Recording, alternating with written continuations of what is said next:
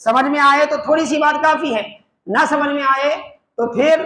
کتابوں کی جلدوں پہ جلدیں سنا دی جائیں تو کوئی فائدہ نہیں ہے۔ اگر ہم اپنے آپ کو سنوارنا چاہیں، اپنے ماحول کو بنانا چاہیں، میں خاص طور پر ان عناوین پر اسی لیے بول رہا ہوں کہ آج ان برائیوں کو برائی نہیں سمجھا جاتا،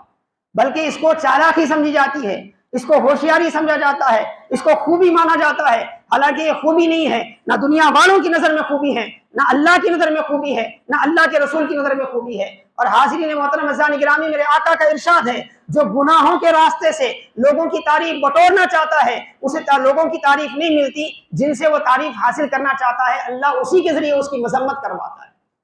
اسی کے ذریعے اس کی مذمت کرواتا ہے۔ تو حاضرین محترم عزیزان گرامی، امام زین العابدین حضرت امام حسین کے فرزند، ان کی بارگاہ میں ایک شخص آیا، آ کر عرض کیا کہ حضرت فلاں صاحب نے آپ کے بارے میں ایسا ایسا کہا۔ تو چغل خوروں کا علاج کیا ہے حضرت نے بتایا۔ حضرت نے کیا کیا، اٹھ کے اسے اپنے ساتھ لیا، ساتھ لے کے کیا ہے جس کے بارے میں اس نے بتایا تھا، سیدھا اس کے گھر گئے، جا کے اس کو سلام کیا، ملاقات کر کے کہنے لگے کہ ابھی ابھی مجھے معلوم ہوا فلاں صاحب سے، یہ صاحب سے ایسا ایسا آپ نے کہا ہے، اگر آپ نے جو کچھ کہا ہے میری برائی میں، اگر وہ برائیاں میرے اندر ہے تو میں اللہ سے دعا کرتا ہوں کہ اللہ مجھے معاف کر دے، اللہ مجھے معاف کر دے، اور اگر وہ برائیاں مجھ میں نہیں ہیں، آپ نے اپنے غصے میں وہ برائیاں مجھ سے منسوخ کی ہیں تو آپ نے غلط کیا، میں اللہ سے دعا کرتا ہوں کہ اللہ آپ کو معاف کر دے، اللہ آپ کو معاف کر دے۔ اتنا کہہ کے واپس آ گئے۔ اب آپ خود سوچیں، بولنے والے کی، آ کر لگانے والے کی کیا حالت ہوئی ہوگی، کیا کیفیت ہوئی ہوگی۔ پھر زندگی میں کبھی اس نے جرت نہیں کی ہوگی کہ حضرت کی بارگاہ میں آ کر کسی کے بارے میں کچھ کہے۔ میرے آقا علیہ السلام نے یہی فرمایا تھا، اللہ کے رسول فرماتے تھے میرے سامنے میرے صحابہ کے تعلق سے کوئی ایسی بات نہ کہو، کیونکہ میں اللہ کی بارگاہ میں ایسا جانا چاہتا ہوں کہ میرا سینہ میرے صحابہ کی باتوں سے محفوظ رہے، ان کے تعلق سے میرے دل میں کوئی برائی نہ پیدا ہو، کیونکہ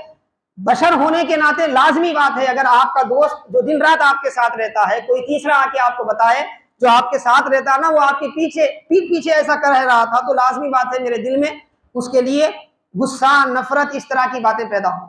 تو حاضرین محترم عزیزان گرامی، چغل خوری سے خود بچیں، چغل خوروں کی ہمت افزائی نہ کریں۔ چغل خور خود بھی ڈوبتا ہے اور پورے معاشرے کو لے کر کیا ہے، تباہی میں ڈبوتا ہے۔ اسی لیے اپنے آپ کو اس معاشرے سے، اس برائی سے بچائیں،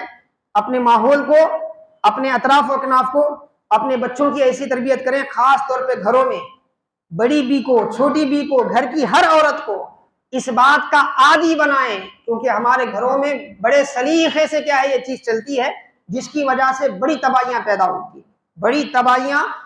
ایک دو نہیں، اگر اس کو بیان کیا جائے تو ایک لمبا سلسلہ چلے گا کہ ایسی تباہیاں پیدا ہوتی اس برائی کی وجہ سے۔ اس سے اجتناب کریں، توبہ کریں، جانے میں انجانے میں ہم سے اگر ہو گیا ہے تو اس برائی سے اللہ کی بارگاہ میں توبہ کر کے آئندہ سے اس گناہ کی طرف نہ بڑھنے کی کوشش کریں، اور احساس رکھیں کہ یہ بڑا گناہ ہے، چھوٹا نہیں، معمولی گناہ نہیں۔ جب تک ہم احساس کر کے توبہ نہیں کرتے یہ گناہ معاف نہیں ہوتا، اور اس کی ہلاکتیں دنیا اور آخرت میں بے شمار ہیں۔